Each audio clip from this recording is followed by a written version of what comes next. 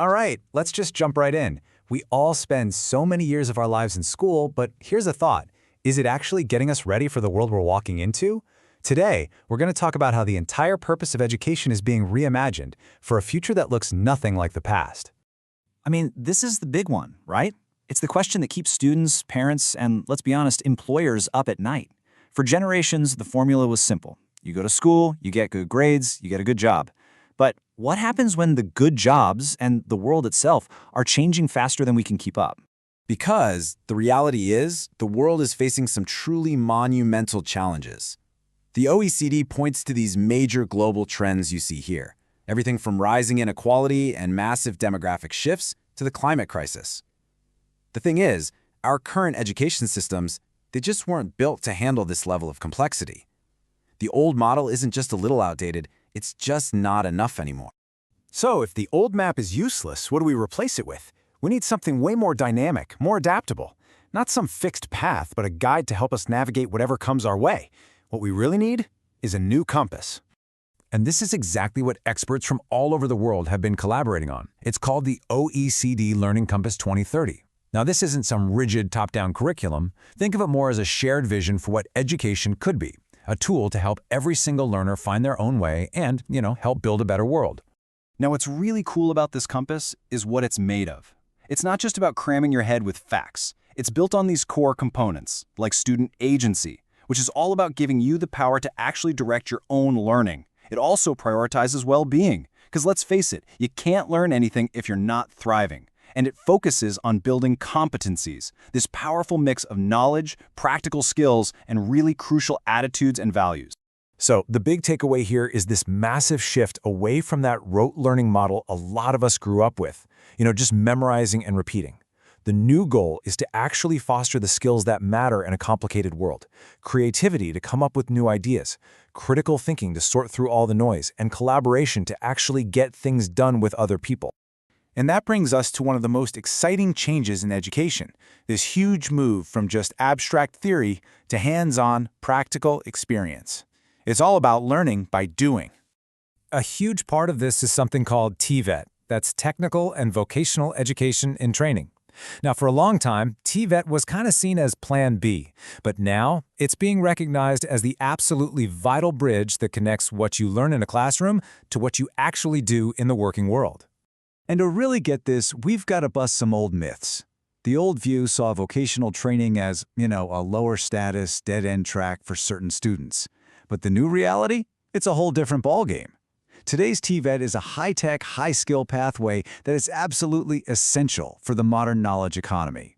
It's not a dead end, it's a flexible superhighway to degrees, amazing careers, and lifelong learning. This diagram from a UNESCO report just illustrates the whole idea perfectly. It shows how modern learning is all about building that bridge, starting from real-world practice and working towards more abstract theory. You can see the flow, from hands-on procedures to blending both applied and pure theory. It's not about choosing one over the other. It's about making them work together. Okay, but this incredible new vision for learning, well, it doesn't mean much if it's not available to everybody. So how do we make sure these opportunities are fair and that we're actually breaking down the barriers that hold so many people back? Well, research from groups like the World Bank and UNIVAC really helps us break it down. If you look at something like female participation in technical fields, the barriers are everywhere. You've got societal norms about what jobs are for women, then you have institutional biases in schools or in hiring, and of course, on an individual level, your own interests are often shaped by what your family and friends expect of you. This means that fixing the problem isn't about some simple, quick fix. As the OECD points out, if you want to achieve real equity, you need a holistic approach. That means rethinking everything, from the curriculum itself to the resources available, all the way to making sure the teaching staff is actually diverse and reflects the student body. So, what does that actually look like in the real world? Let's check out an amazing case study. Spelman College created the G-STEM program. Its mission is crystal clear: give African American women in STEM fields mentored international research experiences to completely transform their worldview and help them stick with it. And the results? They're just staggering. A 98% graduation rate for the women who participate. 98%! On top of that, 42% of those graduates go on to grad school for STEM or health careers. I mean, wow. It just proves that when you build programs that directly attack these systemic barriers, the results are incredible. Okay, so we've covered the why, the what, and the how. Let's pull this all together and talk about what it means for you, for the learners of today and tomorrow. What are the skills that really matter now? This is basically the toolkit for the future. It's not about learning one specific coding language that might be obsolete in 5 years. No, it's about developing these core timeless skills: critical thinking, being adaptable, working with others, being creative, and maybe the most important one of all, the ability to learn from every single experience. If you want to boil down this entire shift into one simple comparison, here it is. The old world asked, "What do you know?" It was a test of your memory. The new world asks a much more interesting question: what can you do with what you know?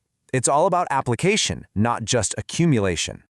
So if there's one single thing you take away from all of this, let it be this: the future of learning, and yeah, the future of work, values what you can do.